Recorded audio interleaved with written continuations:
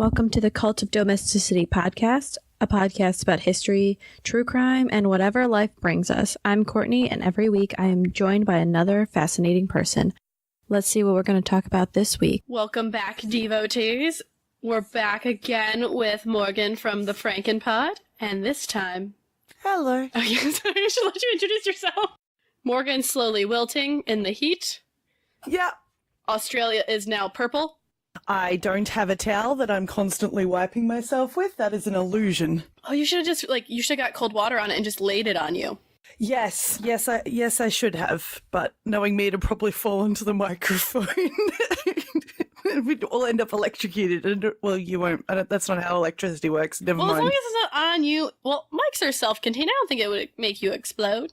No, I don't think so. I don't know. I have been watching Black Books, and he was making toast and blow-drying his hair in the bath, and he didn't die, but I also don't think there was water in there. Just a lot of bubbles. Yeah. It would be very sad if Bill Bailey died. National treasure of a nation that I'm not part of. Of a commonwealth? Yes, Commonwealth treasure. There we go. It is the 50th episode. I forgot. I was gonna...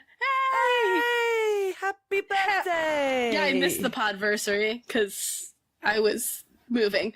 It's like my excuse for everything. What were you doing? Moving? To be fair, you've been pretty constantly moving.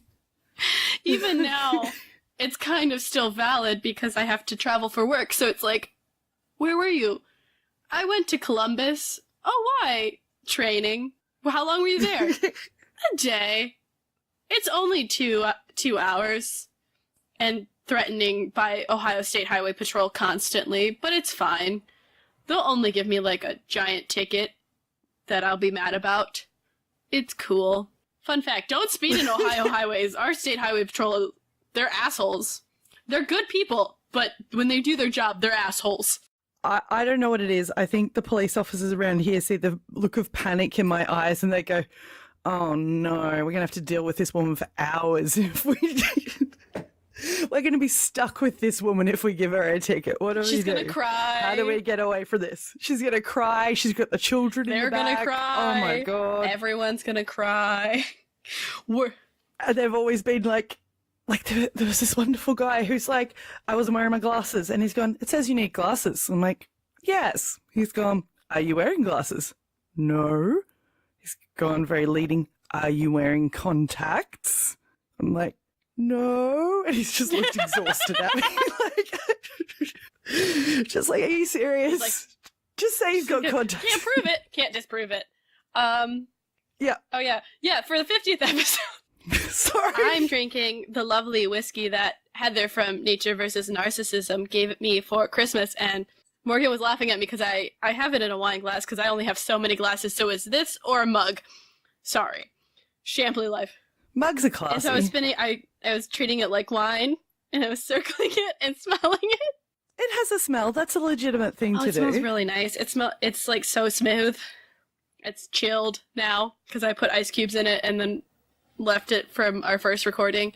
So it's nice and cool. It smells. The boutique has opened up. The bouquet. Boutique! I'm not even drunk.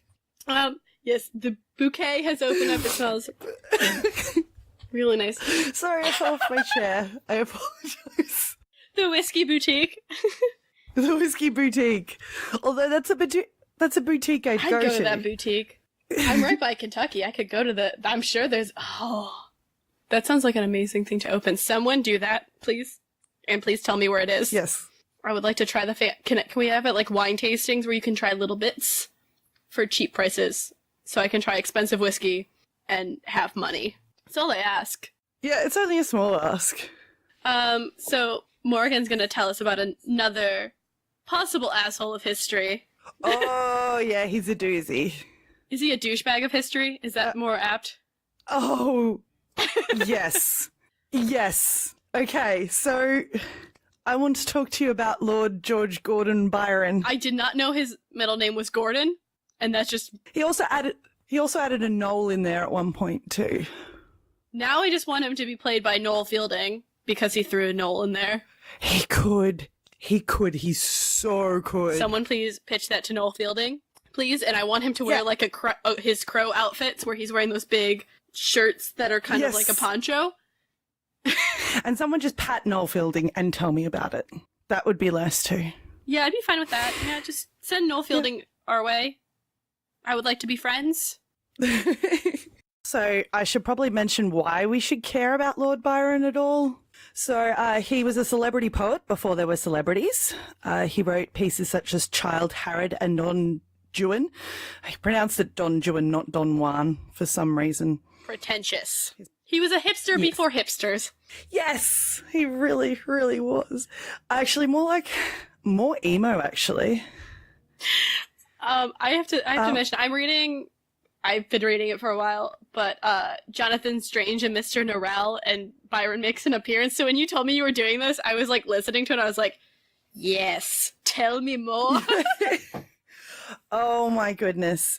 So, I don't know if I should do the nauseating reading of a poem now or later.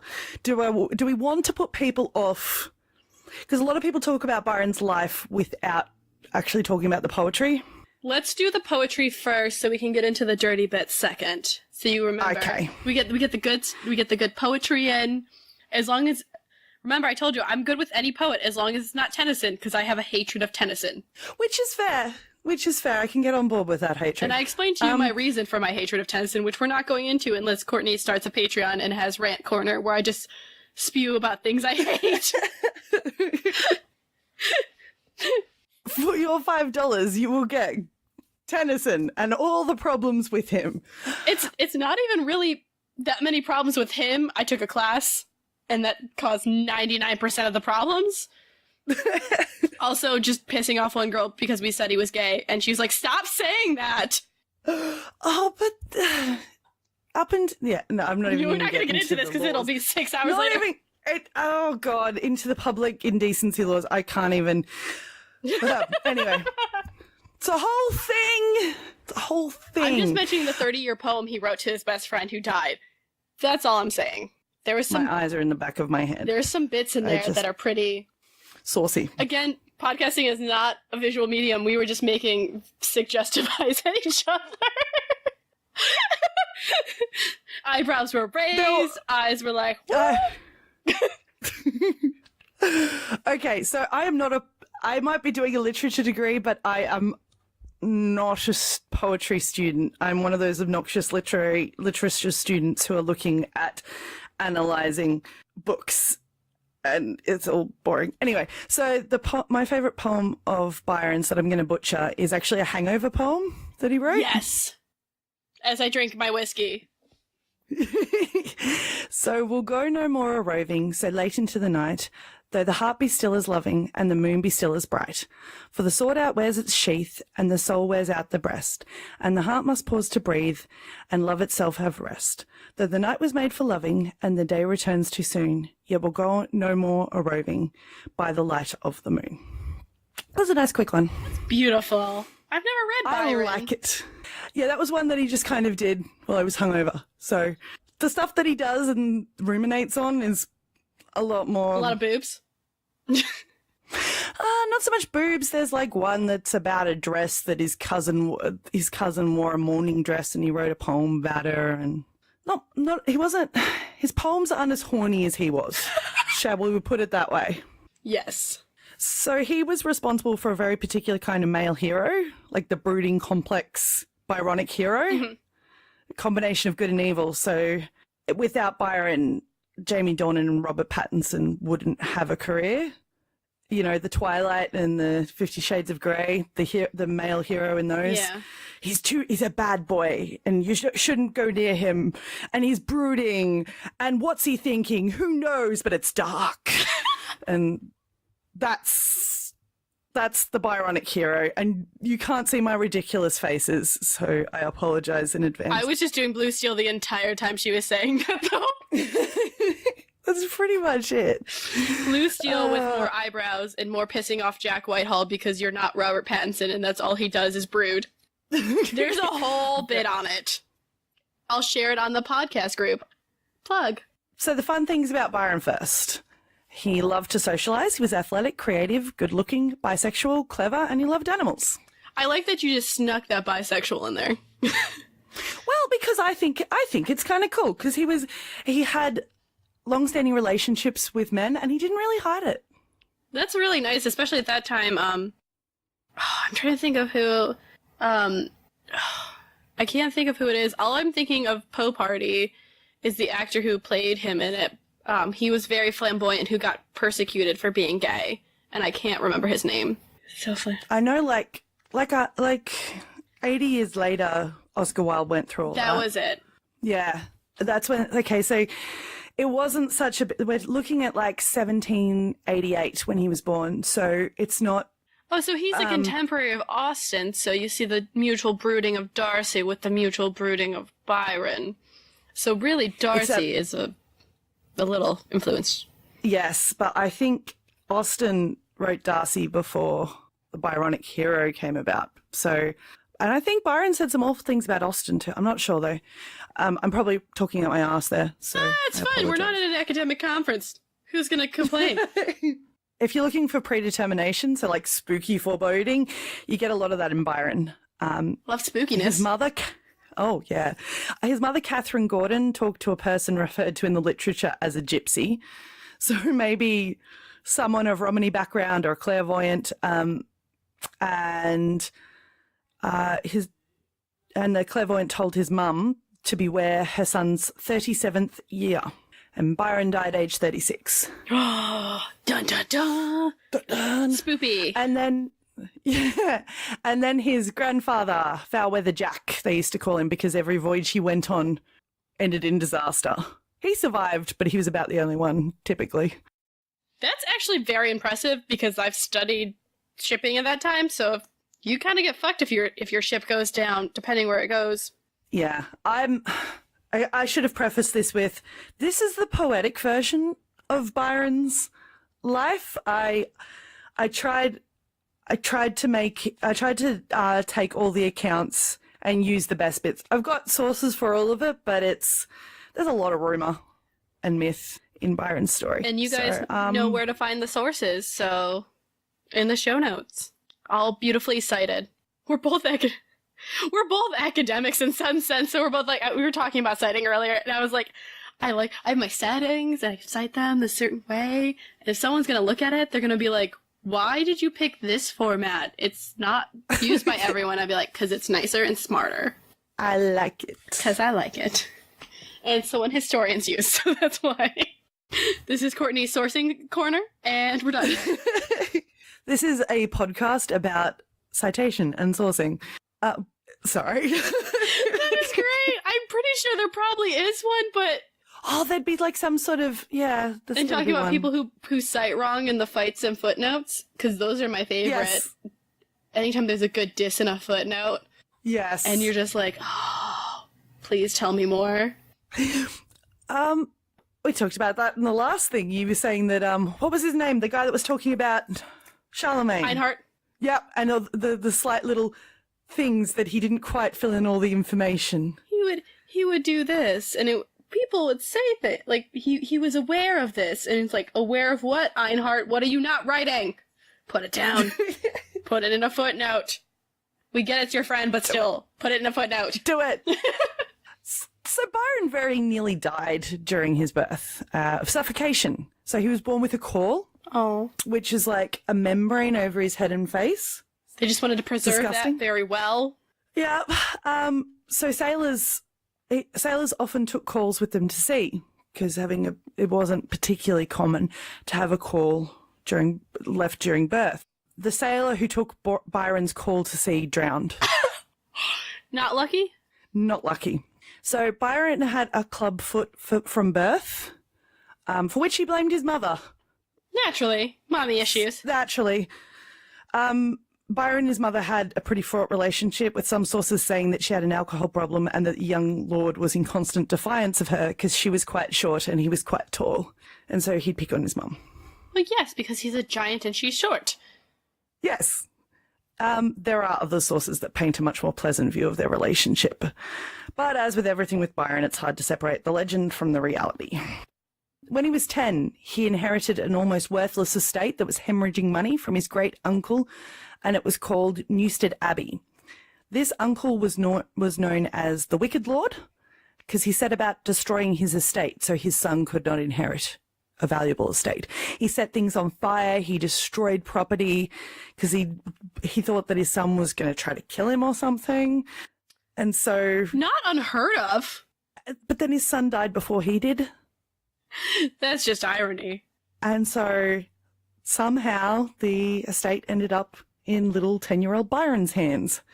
Probably male heir. You needed a male heir, and he was the closest male heir. Yes. So that was in 1809.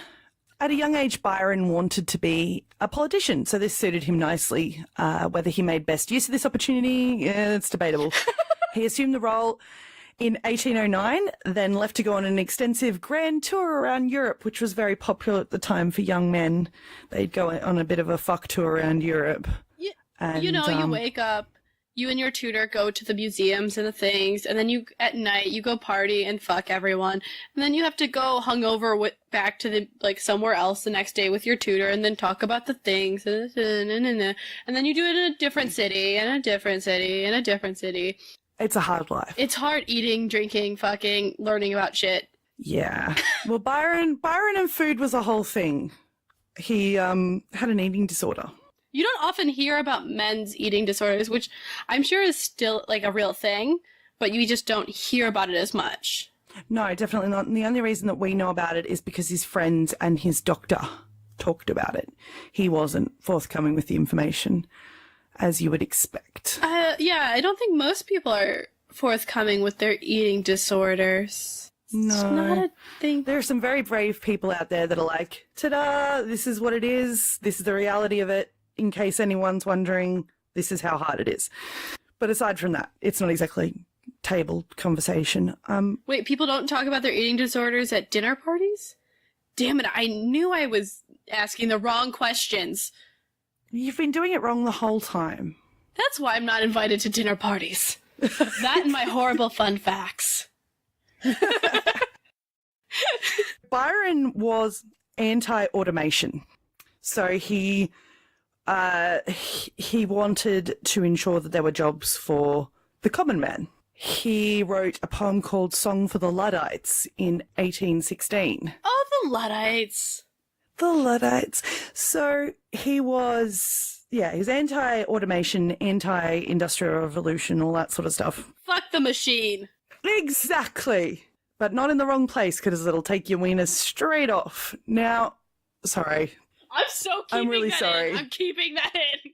So he wouldn't do anything that jeopardized his own position as an aristocrat. So naturally, he was very political in the same way that a lot of left-wing politicians are now. We want it, the left-wing politician wants justice for the working class and looking after the poor, but not if it's going to risk jeopardizing my shit. Yes. So that's where we're at with Byron. Pretty standard politician stuff. His father, Mad Jack Byron, was notoriously cruel. Yeah. The names. Some names. The names. We're just a group of girls who love a good name. Oh, yeah. Mad Jack Byron was notoriously cruel, particularly to his first wife. Byron's mother was his second. The first wife died during childbirth. From this first marriage, he had one daughter. Her name was Augusta. She would play a huge role in her half-brother's life. Raised eyebrows. Raised eyebrows. Well, I was just thinking, Augusta, you can tell the neoclassicism that is coming about with the Roman names. Yes, very much so. Rule Britannia. Britannia rules the waves. I know most of that, sadly. Yes, so do I. From shows, I'm assuming. Can't think of which ones they are, but I'm sure. Mine's not from shows. Oh no, where do you know it from? From research. Because it just would come up a lot. They studied the British Empire, so it comes up a lot. I imagine it would. Oh, goodness. I can't look at it without start singing it in my head, so it's happening. Oh, no, I'm sorry. Oh, it's fine. I've just accepted it. It's like how I know the Canadian national anthem because my friend and I wanted to go visit Canada, so we would just sing it. I know like the first 2 lines of it. Actually, I know the first line. I know "Oh Canada." That's about it. I think I still know a decent chunk of that, and I'm not gonna sing it because my beautiful singing voice is on this enough. It's strongly suggested that Byron and his half-sister Augusta had a sexual relationship of some kind. Consensual?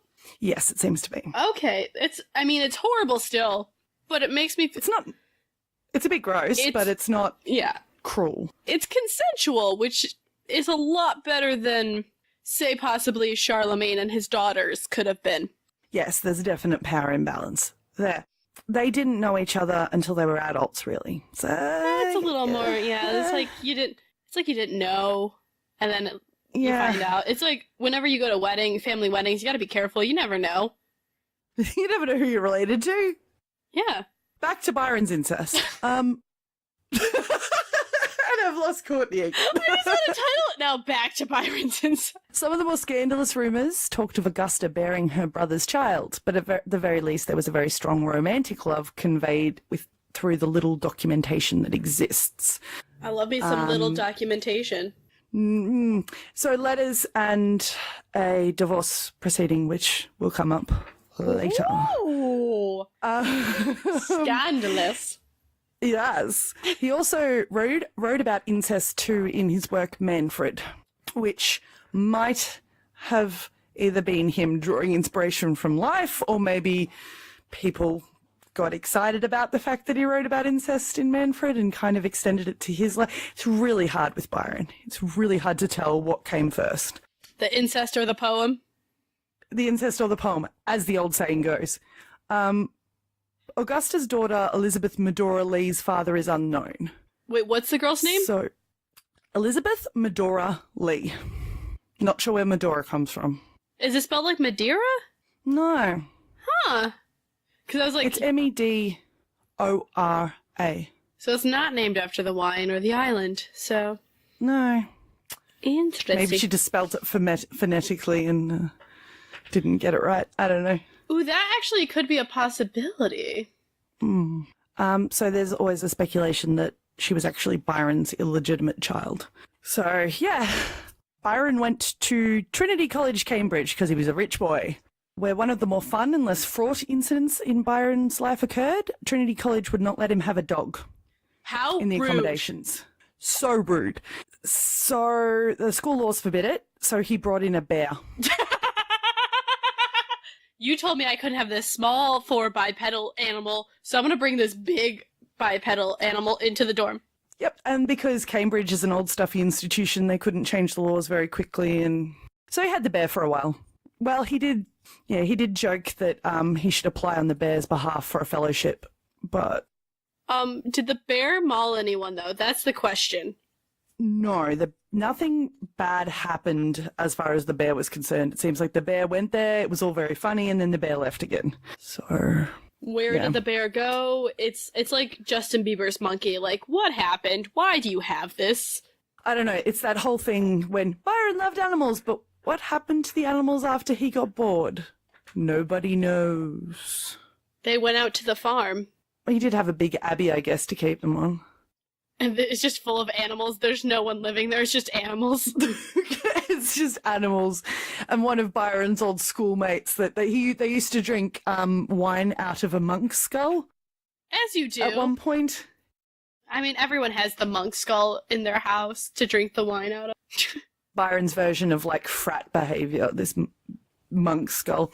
And they used to oh, sorry, was it a monk skull or did they dress as monks? I think they dressed as monks. And drank out of a skull. Yeah. That sounds more like it. Sorry. I'm just thinking his abbey is now Animal House, where the animals are running the house and they're slowly turning into the people. Yes, I think that is legitimately what is happening here. Except his mum was there for quite a bit of it. So it's her, short little Mrs. Byron. Well, not Mrs. Yeah, so short little Mrs. Byron and all these animals.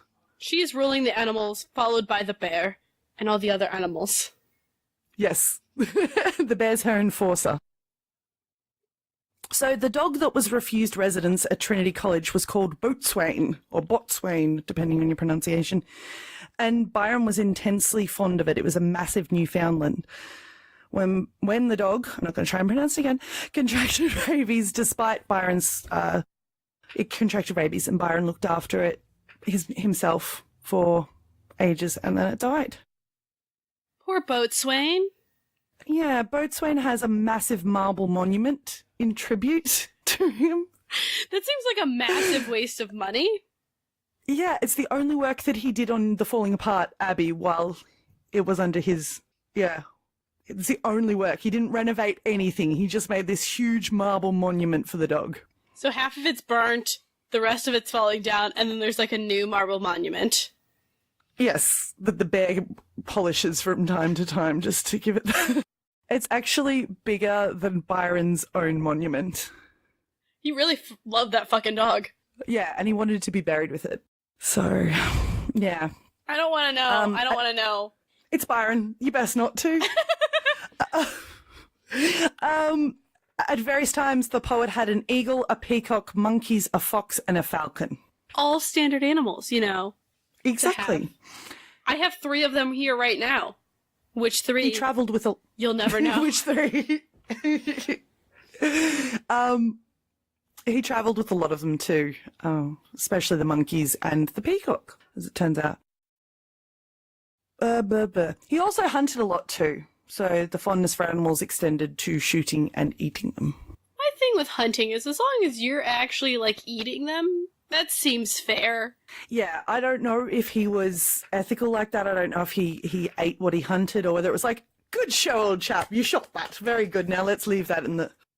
I'm not sure. I wonder if they would give them to less fortunate families so they'd come and, like, be like, here, have a deer. I shot this. I hope so. But I have no idea. It's probably in the literature, but honestly, if I went through everything that's been written about Byron... You wouldn't have eyes? There's enough for at least one thesis in here. So, I don't know. Byron was incredibly self-conscious about his disability with his foot.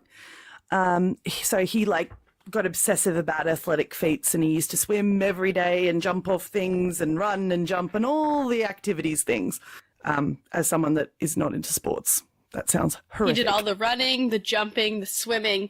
You know, he'd be that person doing marathons and the thing where you swim and you run and you bike and you throw things. And and apparently he's very handsome, apparently. He's very good looking while doing it. You know, he can flick his hair back. It's all soaking wet and lovely. Yes. And that's exactly what it was. Yes. And everyone constantly went on about how beautiful he was and how wonderful he was. And yeah.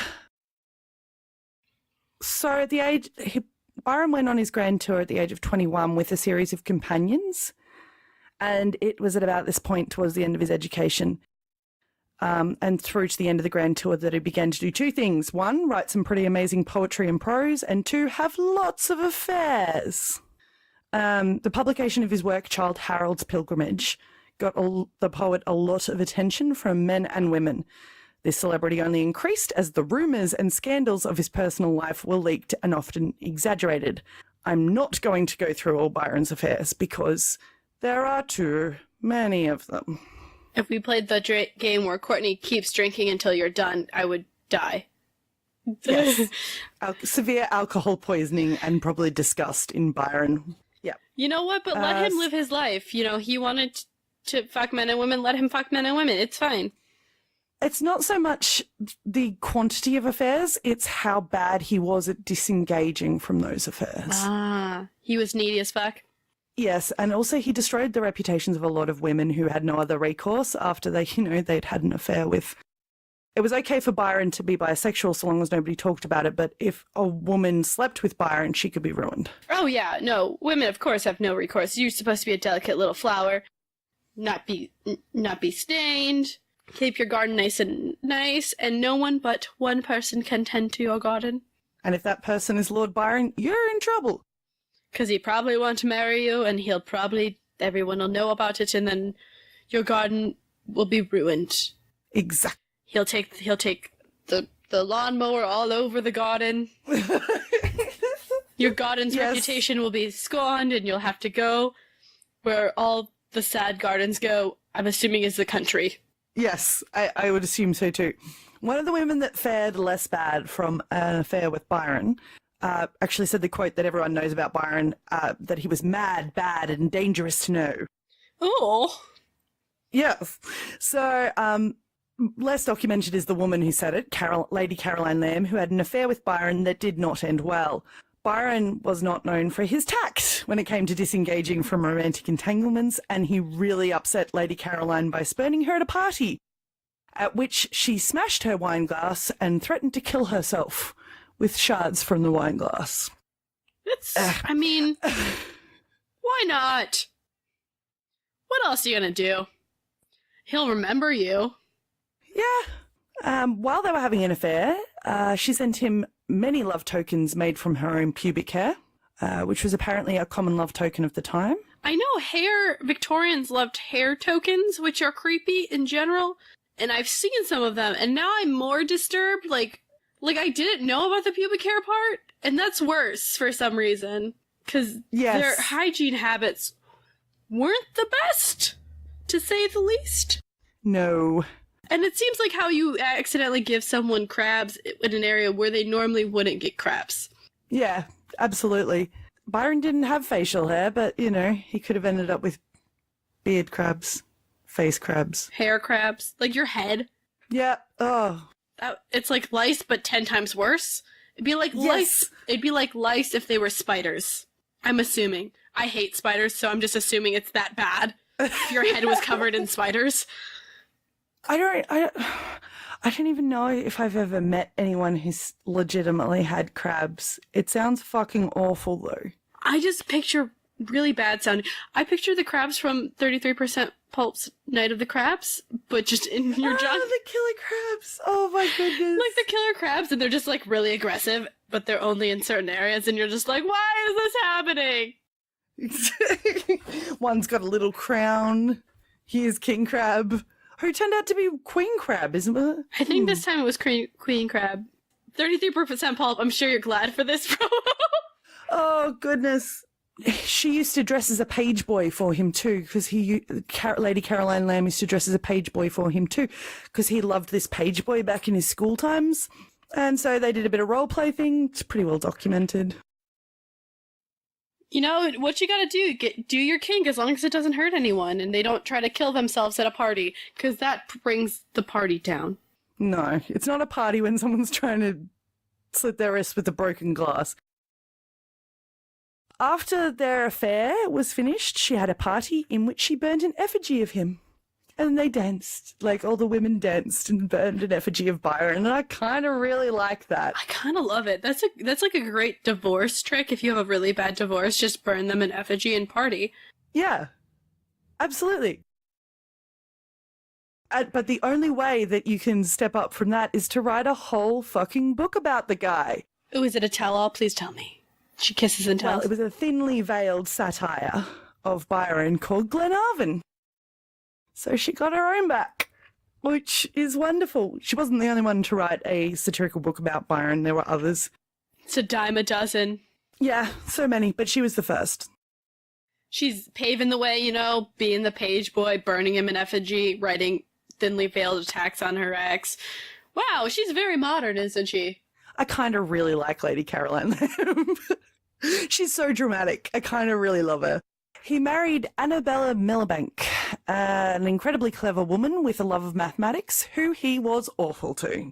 I'm sorry, I just thought you said Miliband, and then I thought about Milbank, the British politician who had the teenage girls who loved him, and I was like, that's creepy. Yes.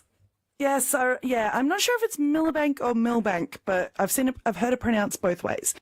So I'm going to say Milbank because that makes the most sense to me. Okay. He cheated on her, he abandoned her, and he violently rampaged about the house, drunk or high or both. What was he high on? Laudanum. Oh, good times. So, you know, just getting high on opium, hallucinating, seeing shit. Great times.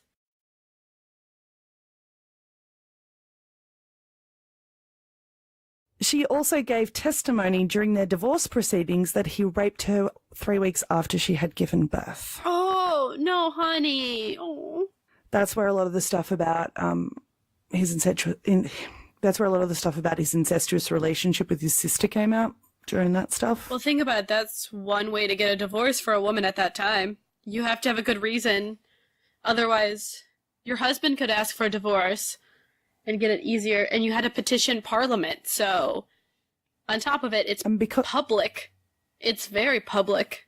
She actually did really well in her divorce proceedings. She was actually able to keep her child, which... Holy for that shit! time, yeah, the best thing to come out of that relationship was their daughter, who was raised by her mother to be clever, well-educated, and who shared her mother's love and aptitude for mathematics.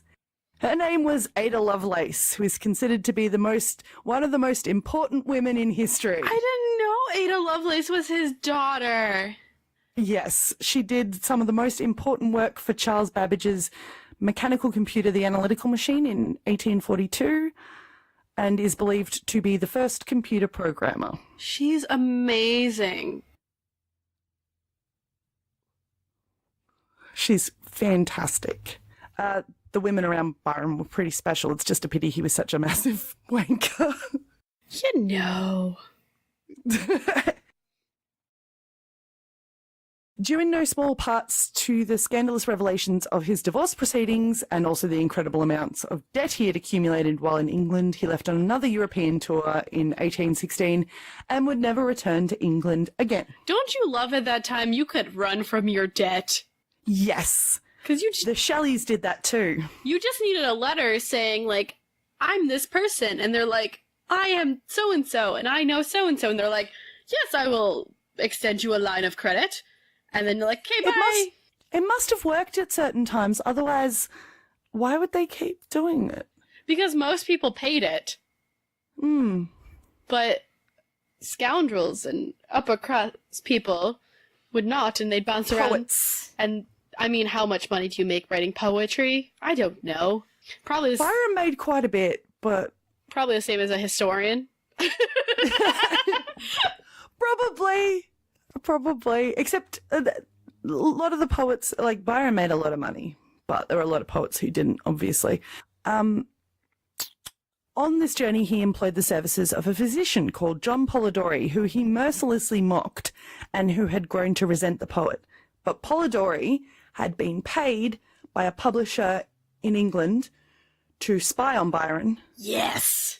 So he could sell the work. Unfortunately, that diary of the Grand Tour never got published until, about 50 years later when Polidori's nephew released it.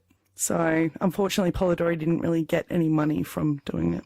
I'm just curious why he didn't. That's intriguing. I think it was because Byron had died by that point. And he thought interest would die down? Well, yeah, John Murray is a pain in the ass. He's Oh, John Murray. I know of John Murray. That's... John Murray's a fucking dickhead. Sorry. And which one? Because it's like the Dread Pirate Roberts. It's one John Murray after another John Murray. Yeah, isn't he at Edinburgh, right? No, he was Or no, was he the big publishing house in London, right? Big publishing house in London, yeah. I just read a lot of stuff that he published, so...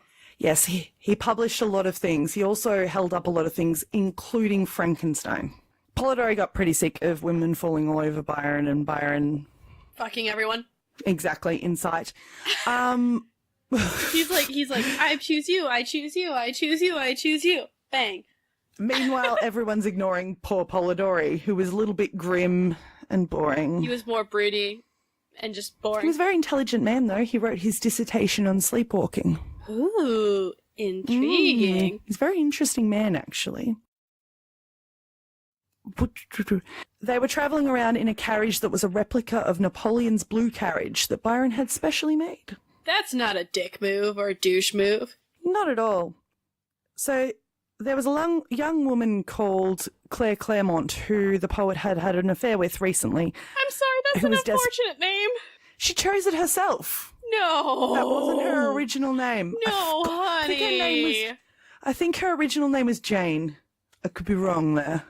But she chose her own name. Claire is pretty, but Claire Claremont? She thought it'd be good because she wanted to be a writer.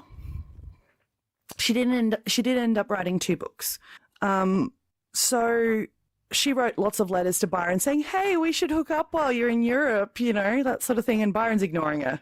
He's flat ignoring her until she came up with a plan. Did she end up in his bed? No, but she didn't end up in the same house as him. So her half-sister was Mary Shelley. Dun dun. And so, of course, she knew Percy Shelley. And Byron really liked Percy Shelley. He hadn't really gotten to know him, but he really liked him. So they all ended up on Lake Geneva in a house called the Villa Diodati, which I could do a whole thing on, so I'm not going to go too much into it. But basically, while they were all there, Mary Shelley started Frankenstein. Yes. And Dr. Polidori wrote The Vampire. Yes. So that's a whole thing that Byron was around for. The thing about The Vampire is Byron wrote a similar fragment at the same time that Polidori was said to have copied. Polidori originally published The Vampire under Byron's name, maybe. We don't know if he did it deliberately or if the publishers decided to do it to make more money. Yeah, they had a lot of power. Like, people don't realize they had a lot more power then. Like, now authors can say, no, I'll go somewhere else. But at that point, like, normally initial authors had to pay for the first run and all of this stuff. So if they were like, hey, if we publish this under Byron's name, we will cut this fee out. And, you know, like, there could be 20 different reasons why they did that. And Byron ended up coming out publicly going, I didn't fucking write that. That's shit. So, yes. Poor Polidori. And Polidori ended up like going in through this massive depression cycle. He couldn't write another book again. And he ended up killing himself by drinking cyanide. Oh, shit. Yeah.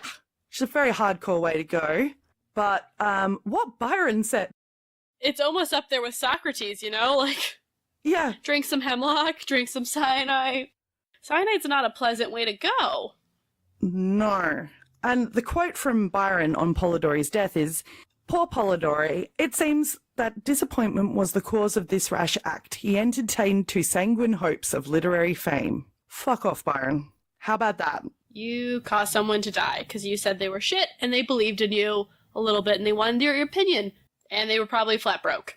Yeah, absolutely. And he couldn't practice medicine again because he was a laughingstock. Yeah, no. Your reputation was a lot more of everything then. Especially if you were Byron's doctor, too. Like, they'd be like, oh, fucking really?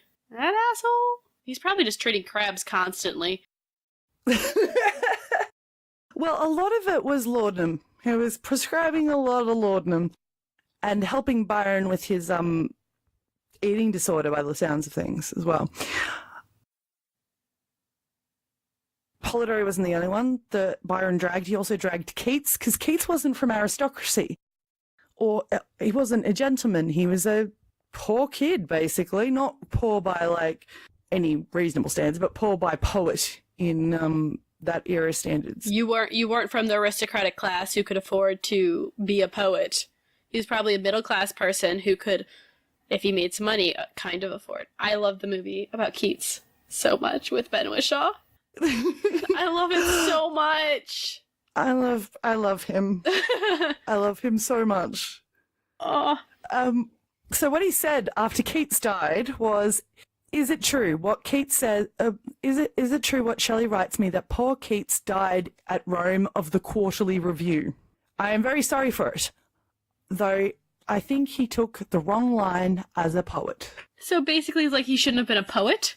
Yeah, he's like, oh, I heard he died of a bad review. He shouldn't have been a poet. He died of, like, he had, like, tuberculosis or consumption, right? Yeah, Byron had this idea that the bad press made it worse or something very poetic. You know what it's like with dickheads like Byron. Oh my god. And Keats is beautiful. He has beautiful writing. He does. He really does. Where am I up to? I went a bit off my script because I know too much about the Villa Diodati and not much else.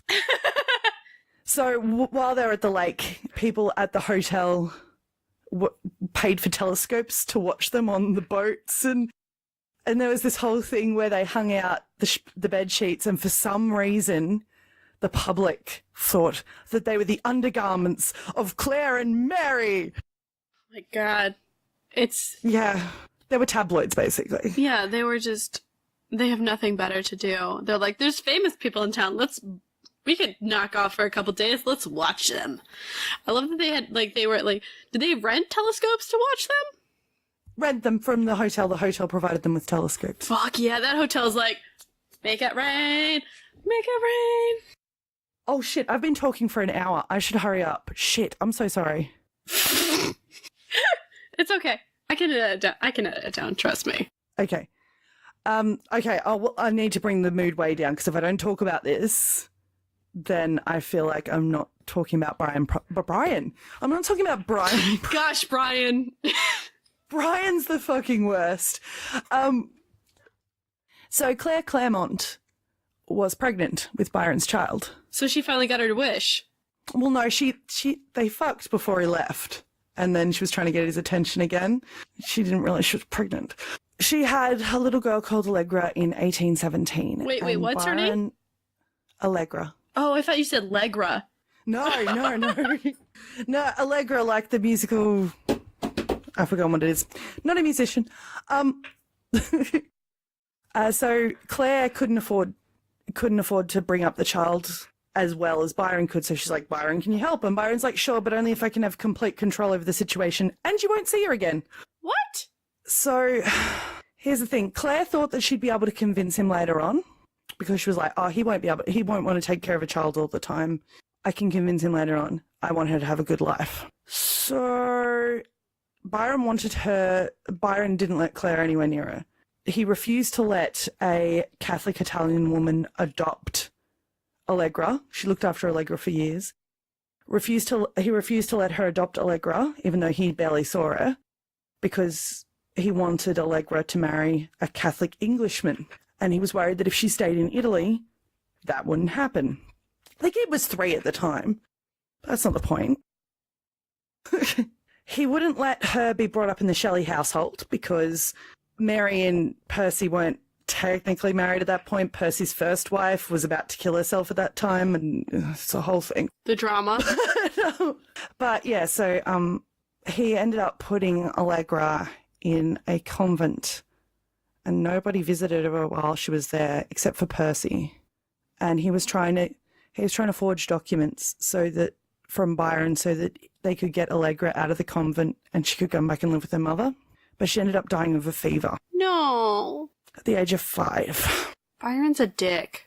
Byron's a fucking asshole. I'm sorry. He's an asshole of history. My unofficial series, The Assholes of History. Apparently he was deeply upset. Oh, really? Did he visit his daughter? No. Did he visit her grave? Probably not. He got her transported home to England. But has she ever been to England? I don't know. I think maybe she spent a little bit of time there while he was shifting her around. That's a great way to describe a child, shifting her around. Shifting her around. And where he buried her, they wouldn't let her be buried in the main section because she was Catholic. Oh, yeah. Yeah. Her mother, Claire, never had any other children and swore off men after Byron. I don't blame her. Yeah, she was miserable about the whole thing. She never stopped trying to get back in touch with her daughter. Anyway, sorry to bring that down, but Byron's about to die, so positives. I'm sorry to bring that down, but he's gonna die. Okay. Yay! So he decided that he was going to get involved in the Greek War of Independence. Smart. He seems to know a lot about politics as a poet and as a human. He seems great at dealing with that, considering his way of dealing with the politics between people. Yeah, absolutely. So they were fighting for war against the Ottoman Empire for independence. As one does. He's described as reluctantly leaving his Italian mistress at the time. It broke his heart. He wept the whole voyage. I don't think he could cry. I think the only time he cried was when his dog died. Yeah, I think that's probably about it. So he chartered a brig, so not a small vessel, a brig. Yeah, it's a decent-sized ship. That's a ship. That's not a boat. That's a ship. a brig called the Hercules.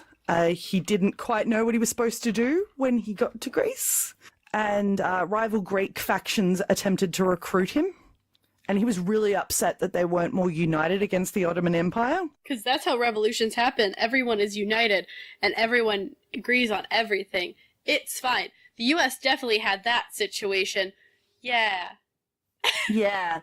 So he has no idea about politics, and suddenly he's been thrown into this ridiculously complex situation. He ended up paying for 30 officers and 200 soldiers out of his own pocket. Yeah. It's a lot. So poetry makes money for some people. Mm-hmm. No one could see that. I just did the making it rain. Yeah, the make it rain money. I like that you just were just like, uh-huh. And I was like, no one got that. The only reason I went, uh-huh, was I'm like, okay, how do I don't even know how I acknowledge that. No, what? He adopted a 9-year-old Turkish Muslim girl called Hato. But he couldn't even take care of his own daughter. The reason he adopted her was because she would probably get killed by the Greeks because she was a Muslim girl. So he adopted her to protect her, sent her back to Kefalonia? Kefalonia. It's like Kephalonia. So I'm saying Kefalonia. Probably pronouncing it wrong. My only thing is I might think it's near Bosnia now. Bosnia-Herzegovina, because there's a large Muslim presence there. That's the only reason I would think that. Maybe. I'm just taking my knowledge of the Yugoslav war, though, from that.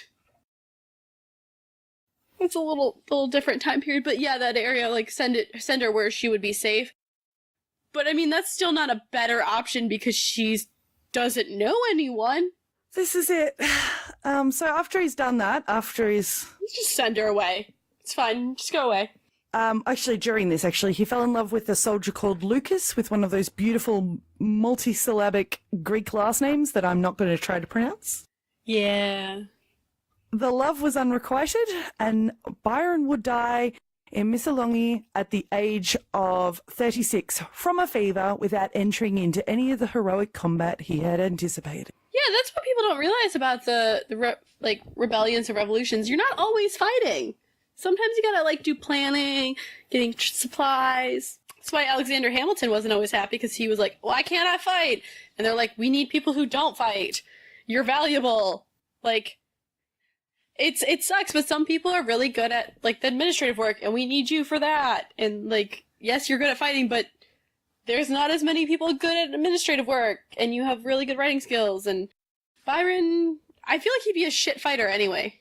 He'd be like, ugh. Me too. But he could jump, and he could swim, and he could... He got a club foot, though. You know his foot would get caught on something, and he'd end up, buried under a pile of things. Yeah, absolutely. Absolutely. Byron died under a pile of things. It's not how he died, guys. Fever. There are so many wonderful romantic paintings of him being a politician in Greece, even though it did... Was he wearing a toga? Please tell me he was wearing He was wearing the dress, the weird hat thing, I'm sorry, Greece. Was he wearing the 18th century military garb? Is that what you're trying to say? I think so. With the sideways kind of Napoleonic hat? Not quite. I should have sent you a picture. But if anyone wants to have a look at Byron's arrival at Greece, and I'm pretty sure that one he's just dressed like a normal Englishman, but with a sheet over him. I'm just assuming Jane Austen garb and then a sheet. They're trying to put on a play in their house. Pretty much, I think it's from memory, I think that's pretty much it. But Byron portraits are amazing. Oh, I will find as many as I can. There's one of his death, which is just him dead on a thing. Is it like the death of General Wolfe, where he's laying back and there's a light shining on him, and everyone's like, no. Not quite. He kind of actually looks a bit green. Oh, so it's like the one from the French Revolution where the guy who got murdered in his bathtub, and he's just like... Yes! Yes, it's more like that. You should all know I'm acting these out. I literally just did... It's very dramatic. It's beautiful. He's got his little... I love that he had the pre-bath, kind of setup where now we have, those things you put over your bath where you can put your wine glass and your tablet, and... Yes. People have been doing it forever, except for we didn't have electronics. Thank you, Morgan, for that beautiful story. We've been talking now for like 6 billion hours. I know. Can I just add one quick thing? Yes. His memoirs were burnt by John Murray, the publisher. Fuck yeah. I'm kind of okay with it because he's kind of a dick, so. That's it. Can you tell us where to find you? You can find me on most podcast apps at the Frankenpod, and I am on Twitter at the Frankenpod, and I'm on Facebook at the Frankenpod. You can pretty much just type in the Frankenpod and we'll pop up. Not many other things, the Frankenpod. So thank you for coming for our 50th episode. I was going to say anniversary, new asshole of history. Eventually I have to do a compilation of, I forget everyone I've called an asshole of history, and it's always what I've wanted to do, is refer to people as assholes in history. Yes. So next week, I don't know who's next. We're recording this in advance, so it's a surprise to me too. But tune in next week, devotees. Check out the Facebook group on all the social medias. They'll be after this, but yay, 50 episodes! What do you guys want to... Congratulations! Thank you! What do you guys want to hear next? Do you want more history? Do you want more true crime? Do you want more historic true crime? Do you want some ghosts? I don't know. We'll see. Bye! Bye! It all starts with Frankenstein. Mary Shelley wrote Frankenstein, which uses the Promethean myth, which her husband Percy Bysshe Shelley wrote about. And they were both friends with Lord Byron, who kept a bear at Cambridge. It was the key shaper of the Romantic movement, which Oscar Wilde would be at the tail end of when he wrote Dorian Gray, who was influenced by a Yellow Book, which inspired the publication of a magazine called The Yellow Book, which specialised in lustful and violent tales, in which John Buchan was published, according to Benjamin, who wrote about Wilde's arrest. And Buchan wrote The 39 Steps, which later became a Hitchcock film, before he made Psycho, which was based on a dean who made corpses into ornaments, unlike Victor Frankenstein, who made a man by grave digging and stitching corpses together. You done? Not even slightly. The Frankenpod. It's a podcast stitched together from the corpses of mystery, noir, gothic literature and cinema. Subscribe to us on your podcast app.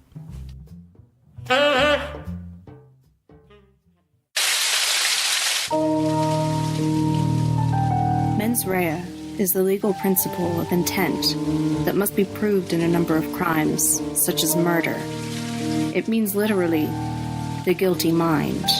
The MensRea podcast explores the most notorious crimes from Ireland and the UK and the court cases that followed. Every fortnight, a new case is discussed. So if you like hard-hitting, in-depth true crime podcasts, head on over to Apple Podcasts or wherever you get your podcasts from and subscribe to the MensRea podcast today.